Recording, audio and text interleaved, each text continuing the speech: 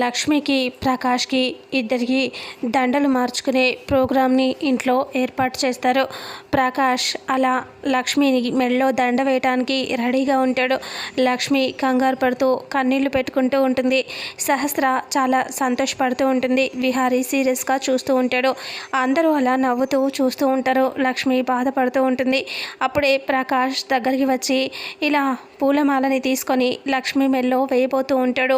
అందరూ అలా చూస్తూ ఉంటే సహస్ర బాగైంది అన్నట్టుగా సీరియస్గా చూస్తూ ఉంటుంది. అలా పూలదండని ఇలా వేయబోతూ ఉండగానే విహారీ వచ్చి ఒక్కసారిగా ఆ పూలమాలని తీసుకొని గట్టిగా విసిరి కొడతాడు.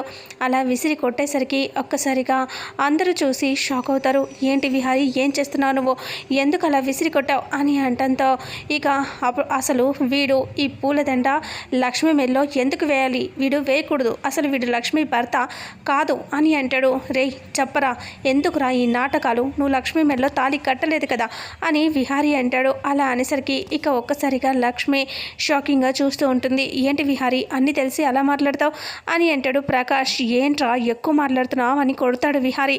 కొట్టేసరికి అంబిక ఇలా అంటుంది. ఏంటి విహారీ, మీ ఫ్రెండ్, తన నీ క్లోజ్ ఫ్రెండ్ కదా, ఎందుకు అతన్ని అలా కొడుతున్నావు, నువ్వు ఇలా చేయటం కరెక్ట్ కాదు విహారీ అని అంటూ అంబిక అంటుంది. అసలు వాళ్ళు భార్య భర్తలు, వాళ్ళు అలా దండలు మార్చుకుంటే నీకెందుకు అని అంబిక అంటుంది. అసలు వీడు లక్ష్మి భర్తే కాదు, లక్ష్మిని పెళ్లి చేసుకోలేదు అని అంటాడు. అలా అనేసి వేద మంత్రాల సాక్షిగా లక్ష్మి మెడలో తాళి కట్టింది నేను, లక్ష్మిని మెడలో తాళి కట్టి పెళ్లి చేసుకున్న భర్తని నేను అని అంటాడు విహారీ. ఒక్కసారిగా యమున, పద్మాక్షి అందరూ షాక్ అవుతారు.